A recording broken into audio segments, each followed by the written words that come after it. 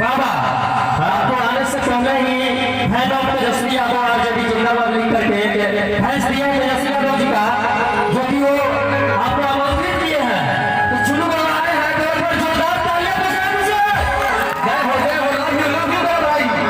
बाबा एक बार आपके लिए मैं एक शायरी कहना चाहूंगा जी कि पूजा हो मंदिर में तो थाली भी चाहिए। जय हो पूजा हो मंदिर में तो थाली भी चाहिए, और गुलशन है तो फूल के लिए माली भी चाहिए, और हमारा चुनू बाबा का प्रोग्राम है तो दर्शक का ताली भी चाहिए। बहुत बढ़िया चलिए हम गायक चलो रोज यूट्यूब पर सर्च करता हजार ना 5-6 हजार गाना बैठा है, बेल गाना बैठा हर टाइप के गाना बाबे ढेर सारा गाना सब सुनो बाड़ी लेकिन ध्यान ना हो याद ना हो, एक बार सर्च कर देखो हुआ सब। तो बाबा हर कोई स्टोरी चैनल की तरफ से लाखों लाख का पुरस्कार है। धन्यवाद हमारे भाई के, धन्यवाद मेरे भाई का लाख बार धन्यवाद करना चाहूंगा कि आप जटोली घाट की तरफ से लाखों लाख का आशीर्वाद मिला बाबा, उनको भी धन्यवाद है हमारे समाज पूरी टीम की तरफ से। विश्वनाथ टेम्पल्स भागलपुर की तरफ से भी लाखों लाख का आशीर्वाद आएगा बाबा, उनको भी धन्यवाद है हमारे तरफ से। भोजपुरी सूरत की बादशाह पवन सिंह के फैंस की तरफ से भी लाखों का आशीर्वाद आएगा भाई, लव यू। जी हाँ, ट्रेंडिंग स्टार केसर यादव की तरफ से, केसर यादव के फैंस की तरफ से लाखों का आशीर्वाद आएगा, लव यू।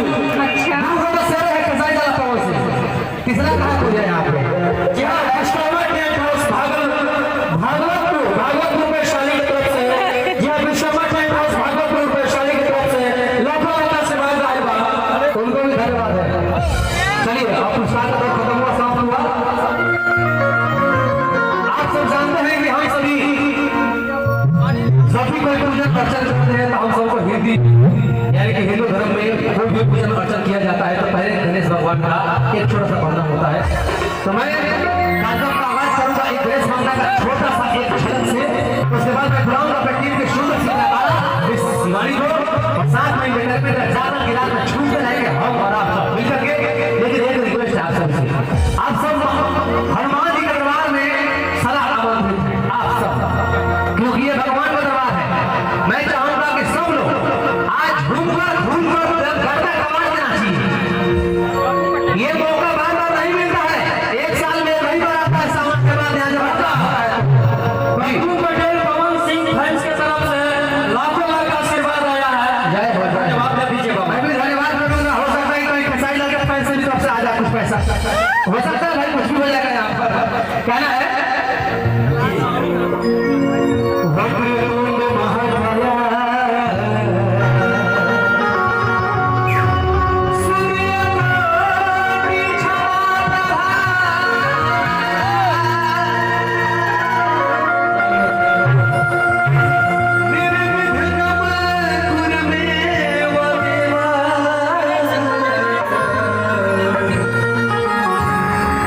सर्वे का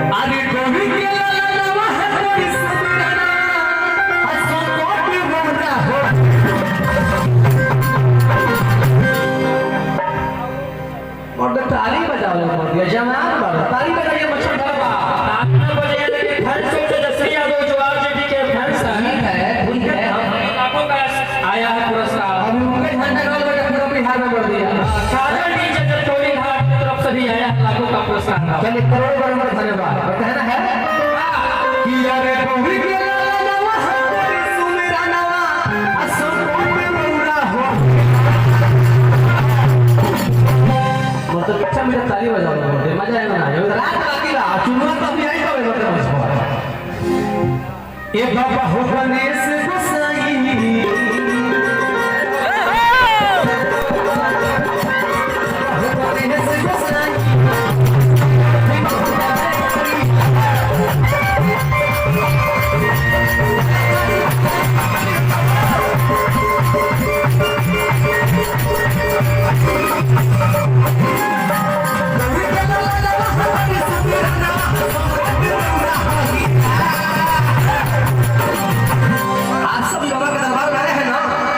रउआ समझ हनुमान जी के दरबार में आई बड़ी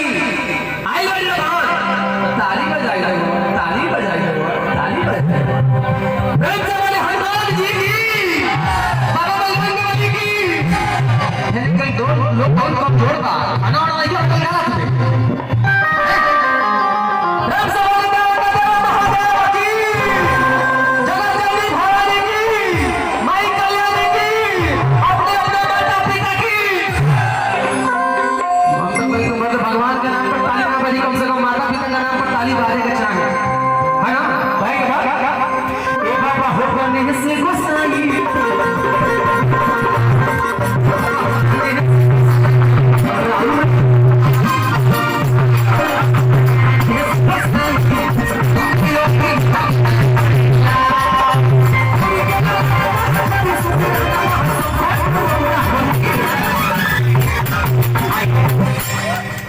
खाली 4 हाथ गिन के तालियां बजाओ और लोग फिर मतलब ड्रामा दिखाता है तो जो रात ताली होती है हां चलते रहेगा ताली बज रहेगा काहे के बाद अरे संकट भी रौरा हो ए बाबा हो बने से गोसाई बाबा हो बने से गोसाई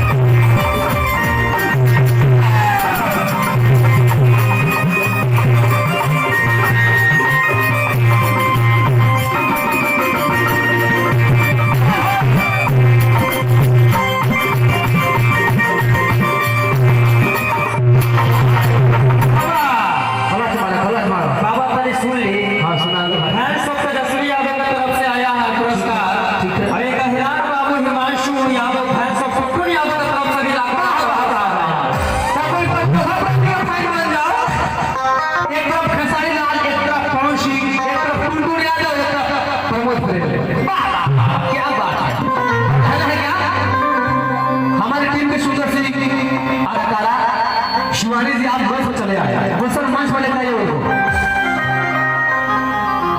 किनके तरफ से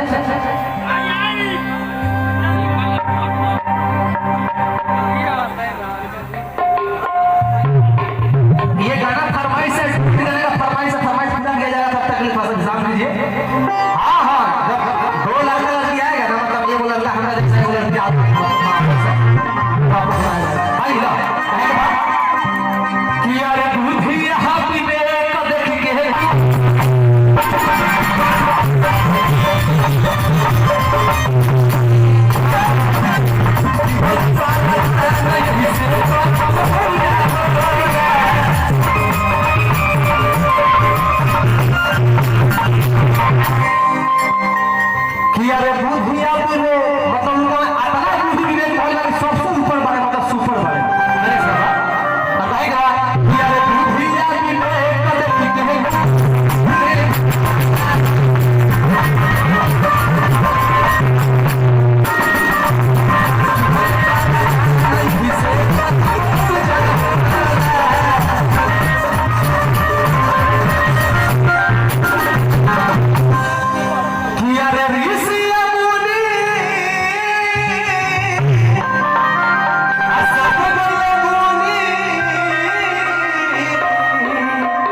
शिवानी जी अगर मेरी आवाज़ को आप सुन पाए तो कृपया फटाफट मंच चले आए शिवानी जी। हरे ऋषि मुनि सब गुनी आते हो लोग तो हम पे पहुंचा से बोली गौरी पुत्र करे सखी विष्णु महे सखी जय हो बाबा ये बाबा हो गए विष्णु सखी